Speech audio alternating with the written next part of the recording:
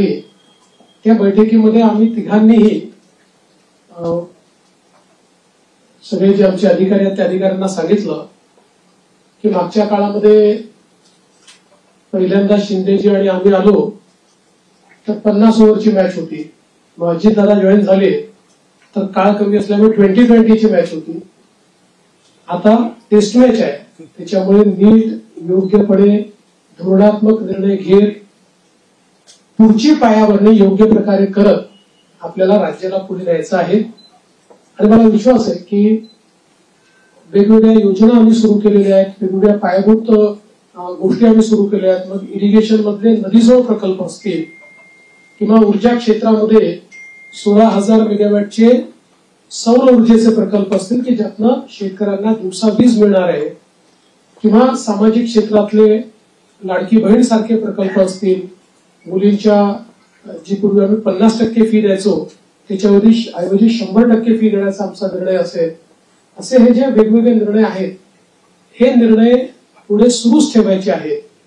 आणि आमचा प्रयत्न हा असणार आहे की आम्ही आमच्या वचननाम्यामध्ये जाहीरनाम्यामध्ये जी जी आश्वासनं दिलेली आहेत ती आश्वासनं पूर्ण करण्याच्या दृष्टीनं पावलं आम्हाला उचलायची आहेत.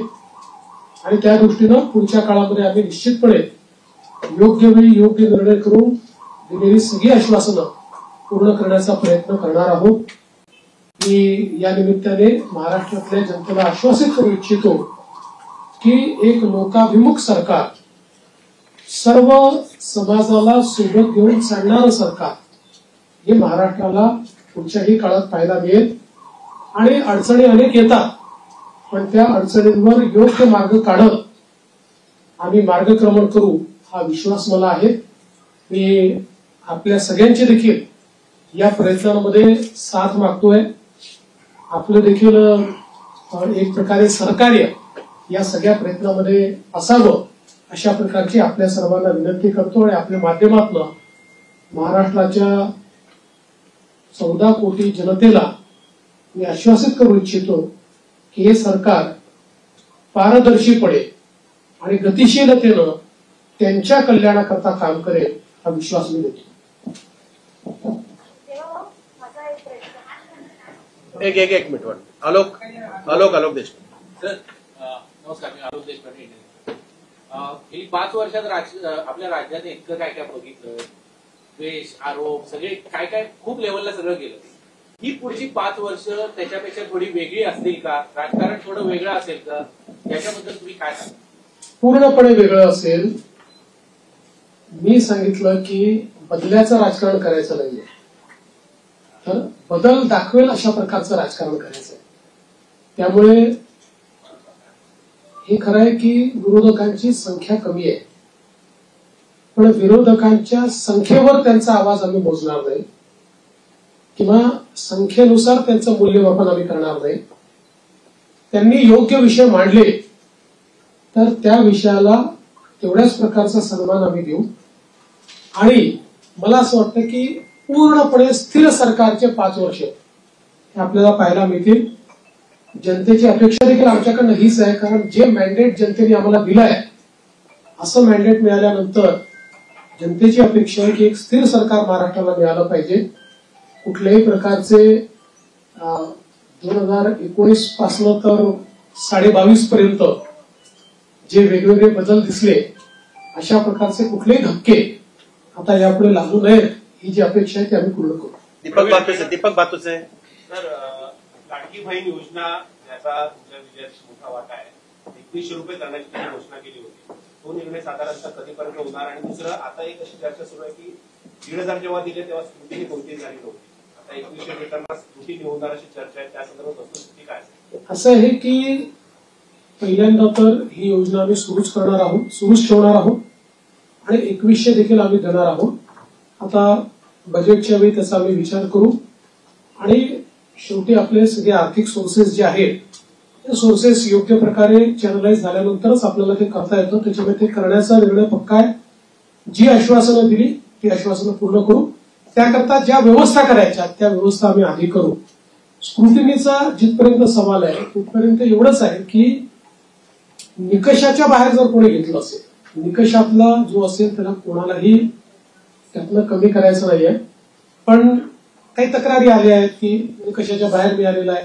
जसं आपल्याला कल्पना असेल की शेतकरी सन्मान योजना जेव्हा मोदीजींनी सुरू केली त्यावेळी पहिल्यांदा जे काही बेनिफिशियरीज होते लक्षात आलं की मोठ्या शेतकऱ्यांना देखील ते मिळालेलं आहे. मग नंतर त्यातल्या अनेक शेतकऱ्यांनी स्वतःच त्या ठिकाणी सांगितलं की आम्ही या निकषात बसत नाही. मला असं वाटतं त्यानंतर ती स्थिर झाली. अशाच प्रकारे जर ऍपरंटली या योजनेमध्ये काही ज्यांना आपण निकष ठरवलेले आहेत त्या निकषाच्या बाहेरच्या आमच्या बहिणी मिळाल्या तर त्याचा पुनर्विचार होईल, पण सरसकट काही पुनर्विचार वगैरे करण्याचा विषय नाही. अभय देशमुख, मंत्रिमंडळाचा विस्तार कधी होईल आणि विधानसभा अध्यक्षांची निवड मुंबईच्या अधिवेशनात करणार? विधानसभा अध्यक्षाची निवड ही मुंबईच्या अधिवेशनातून आम्ही करू, कारण नियमच असा आहे की शपथ झाल्यानंतर अध्यक्षाची निवड करावी लागते. अध्यक्षांच्या निवडीनंतर राज्यपालांचं अभिभाषण करावं लागतं. त्यामुळे ती सगळी प्रोसेस आताच आम्ही मंत्रिमंडळाने शिफारस करून राज्यपालांना पाठवलेली आहे की 7, 8 आणि 9 या 3 दिवसात ही शपथ घ्यावी. 9 तारखेला स्पीकरचं निवडणूक करावी आणि 9ला आपण अभिभाषण करावं नियमानुसार. अशा प्रकारची शिफारस आता मंत्रिमंडळाने माननीय राज्यपालांना पाठवली. सोनू श्रीवास्तव, विस्ताराच्या संदर्भात मला असं वाटतं की जवळपास आमची प्रक्रिया झालेली आहे. माझा स्वतःचा अंदाज असा आहे की नागपूर अधिवेशनापूर्वी आम्ही विस्तार करू.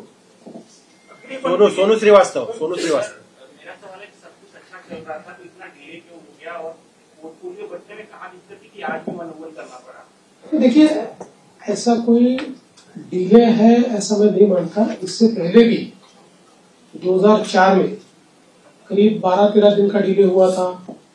2009 में भी करीब 9 दिन का डिले था. तो कई बार हम लोगों को ये समझ लेना पड़ेगा कि कोएलिशन की गवर्नमेंट होती है तो उसमें बहुत निर्णय करने पड़ते हैं.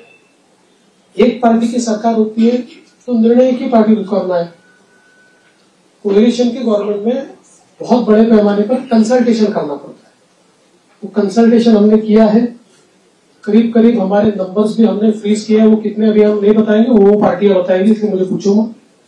और पोर्टफोलियो को भी अभी हम लोगों ने करीब करीब फाइनलाइज किया है. कुछ थोड़ा बचा है उसमें वो भी कर लेंगे. तो मुझे लगता है कि अब हमारे सामने जो प्रश्न थे वो प्रश्न धीरे धीरे समाप्त हो. प्रवीण राऊत, सीएम साहेब, मागील महायुतीच्या सरकारमध्ये तिन्ही पक्ष होते. त्या तिन्ही पक्षाकडे जे विभाग होते तेच विभाग राहणार की त्याच्यामध्ये काही बदल होणार? थोडे बहुत बदल होऊ शकतात. फार बदल होतील असं नाही. थोडे बहुत बदल होतील. धर्मेंद्र जोरे. नमस्कार सर. पूर्वीच्या 2014 आणि 19 वेळी आपलं जे शेड्यूल आहे ते आपल्या फ्लॅगशिप प्रोग्रामसाठी जमलं जातं.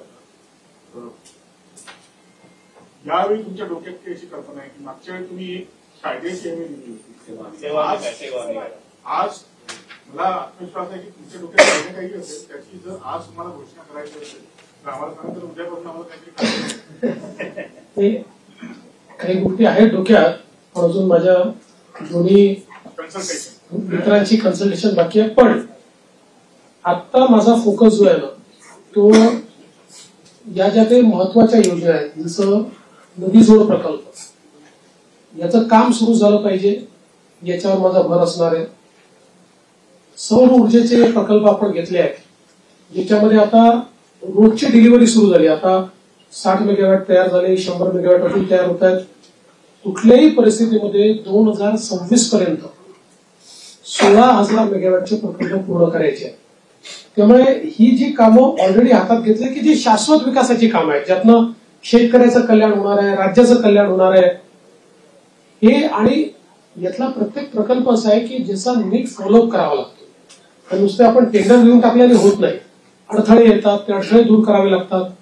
त्यामुळे मागच्या काळातली जी आमची एक वॉर रूमची पद्धत होती माननीय शिंदे साहेबांनी देखील ती सुरू ठेवली होती, पण ती अधिक इफेक्टिव्ह कशी करता येईल असा माझा प्रयत्न असणार आहे की ज्यातनं किमान जे फ्लॅगशिप कार्यक्रम आहेत त्यांच्याकरता आपल्याला ही वॉर रूमची अधिक त्याचा उपयोग कसा करता येईल. जलयुक्त शिवार सारखी योजना जी पुन्हा आम्ही गेल्या 2.5 वर्षामध्ये त्याला बळकटीकरण केलेलं आहे या योजनेला अधिक वेगाने आपल्याला कसं करता येईल याचा प्रयत्न माझा असणार आहे.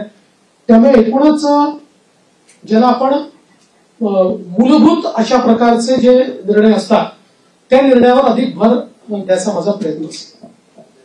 दिनेश मौर्या मौर्या मौर्या सर, यहाँ सर 2019 के 5 साल आपके संघर्ष और परिश्रम के रहे और आज जब आप सिग्नेचर कर रहे थे तो जिन भावों से गुजर रहे थे उस बारे में बताइए. एक दूसरा फिजिकल डिसिप्लिन बहुत जरूरी है इस कार्यकाल में, तो उस चुनौती से निपटने के लिए क्या चाहिए आप? देखिए, मैंने आज जो पहली सिग्नेचर की है वो हमारा जो मुख्यमंत्री आरोग्य सेवा का कक्ष है उस कक्ष में एक कैंसर रुग्ण को बोन मैरो ट्रांसप्लांट के लिए 5 लाख रुपए मुख्यमंत्री सहायता निधि से देने का निर्णय मैंने किया है. पहली साइन वो मैंने की हुई है. और यहाँ पर हालांकि मेरा अनुभव बहुत है और पिछले 10 सालों से 2.5 साल में विपक्ष का नेता रहा, लेकिन 7.5 साल में सरकार में रहा, तो सरकार का अनुभव भी बहुत है. किंतु जिस प्रकार का मैंडेट इस समय मिला है, मैं ऐसा मानता हूं कि निश्चित रूप से उस मैंडेट का एक प्रेशर, जनता के प्यार का एक प्रेशर हमारे पर है और मैं उसको महसूस करता हूं कि जब अपेक्षाएं बड़ी होती है तो चुनौती भी बड़ी होती है, क्योंकि लोग आपसे अपेक्षा कर रहे हैं. तो निश्चित रूप से उसका प्रेशर मुझ पर है. और जहां तक फिस्कल डिसिप्लिन का सवाल है तो निश्चित रूप से उसके ऊपर हमको काम करना ही पड़ेगा, क्योंकि हमने बहुत महत्वाकांक्षी योजना की है. देखिए क्या होता है कि नॉर्मली आप सोशल सेक्टर में और इंफ्रास्ट्रक्चर सेक्टर में, दोनों सेक्टर में एक साथ काम करते हैं, लेकिन सोशल सेक्टर का स्पेंडिंग ये हम लोगों ने 4 गुना 5 गुना बढ़ाया है. जो मैं ऐसा मानता हूं कि इकोनॉमिक्स में इसको गलत नहीं माना जाता है, क्योंकि इसका भी एक अपना रिटर्न होता है. इसके सोशल रिटर्न भी होते हैं, इसके इकोनॉमिक रिटर्न भी होते हैं, लेकिन उसका प्रेशर जरूर बजट के ऊपर आता है. तो उस बजट को बैलेंस करना ये हमारा काम होगा, हम उसको करेंगे. सदानंद खोपकर.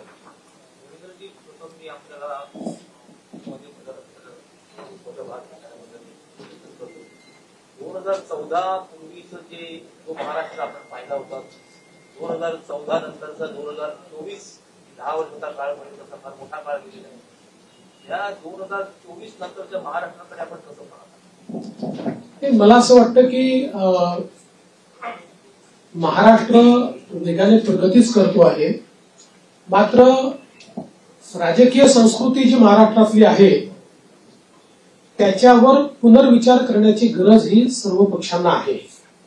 महाराष्ट्रातलं जे राजकीय वातावरण होतं ते आपल्याला योग्य कसं करता येईल याचा प्रयत्न आपण केला पाहिजे. मी शपथविधीच्या निमित्ताने माननीय पवार साहेब असतील, माननीय उद्धवजी ठाकरे असतील, माननीय सुशीलकुमार शिंदेजी असतील, माननीय पृथ्वीराज चव्हाण साहेब असतील किंवा सन्माननीय राज ठाकरे साहेब असतील, अशा सगळ्या प्रमुख लोकांना त्या ठिकाणी स्वतः फोन करून त्यांना निमंत्रण दिलं. त्यातल्या प्रत्येकाने माझं अभिनंदन केलं, मला शुभेच्छा दिल्या. काही व्यक्तिगत कारणाने ती लोक येऊ शकले नाहीत, पण त्यांनी शुभेच्छा दिल्या.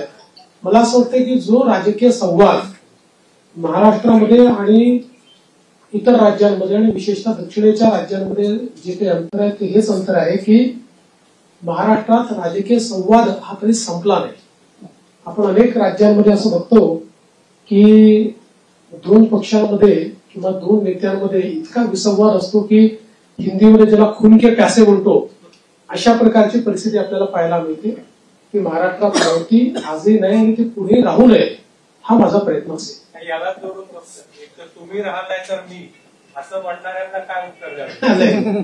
मी त्याच वेळेस सांगितलं होतं की राजकारणात सगळेच राहतात, तेही राहतील, मी राहील, आम्ही सगळेच राहणार. Sanjay Bapat. Sanjay Bapat 1 minute. Sanjay Bapat. Sanju 1 minute. Sanjay Bapat. Sanju 1 minute. Sanjay Bapat. पायाभूत सुविधा जवळचा विषय असतो. मी नागरिकांमध्ये समृद्धी महामार्ग पूर्ण केला, त्याच्यानंतर या टप्प्यामध्ये सुरुवात केली की शक्तीपीठ महामार्ग काय पण निवडणुकीच्या वेळी त्याचं भूसंपादन शक्तीपीठ महामार्गाच्या संदर्भात सांगली जिल्ह्यापर्यंत त्याला पूर्ण समर्थन आहे. आणि सगळे शेतकरी आमच्याकडे येऊन सांगतात की तुम्ही भूसंपादन करा. सांगली जिल्ह्यातल्या काही भागात त्याला समर्थन आहे, पण कोल्हापूर जिल्हा जिथे सुरू होतो तिथे मात्र त्याला खूप मोठ्या प्रमाणात विरोध आहे.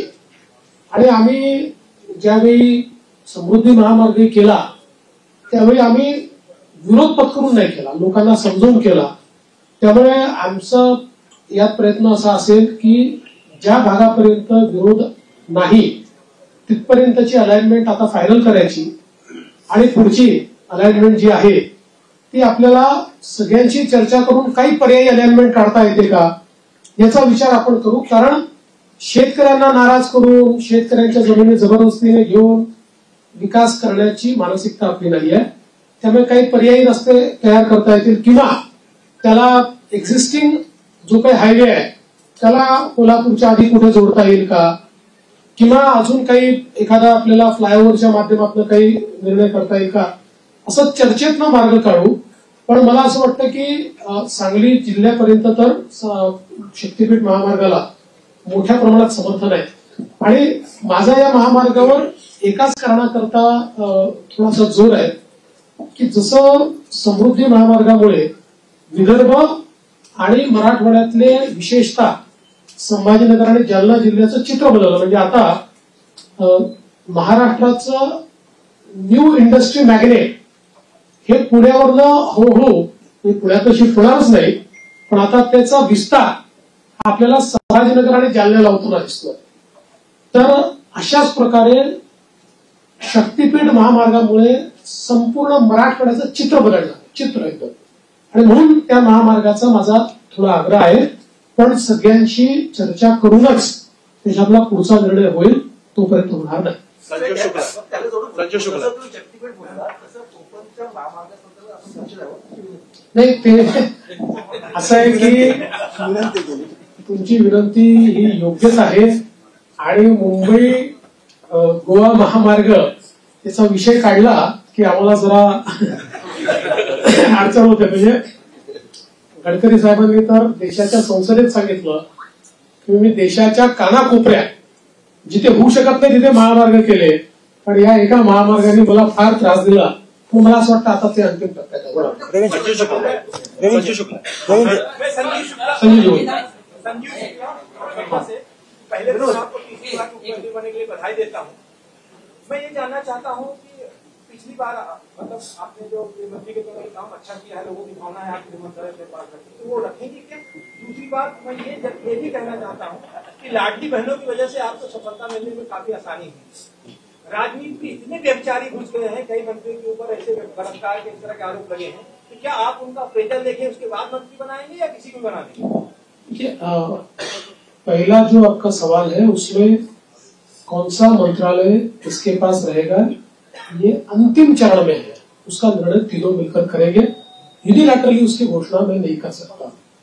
और जहां तक पुराने मंत्रियों का सवाल है तो उसमें निश्चित रूप से सभी के काम का एक मूल्यमापन तो हो रहा है, मूल्यांकन हो रहा है. उस मूल्यांकन क्योंकि हमारे जो दोनों साथी है एकनाथ शिंदे जी ने भी और दादा ने भी, हम तीनों ने बैठकर ये तय किया है कि हम मूल्यांकन करेंगे, पुराने मंत्रियों के कामों का मूल्यांकन होगा, उसके आधार पर आगे का निर्णय होगा.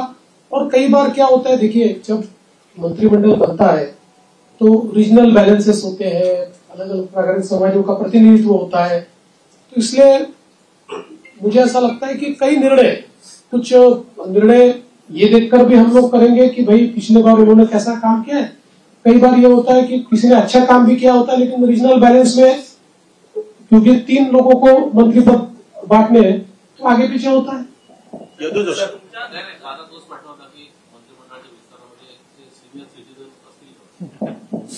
कोणी सिनियर सिटीजन नाही आहे. तुम्ही हे लक्षात ठेवा.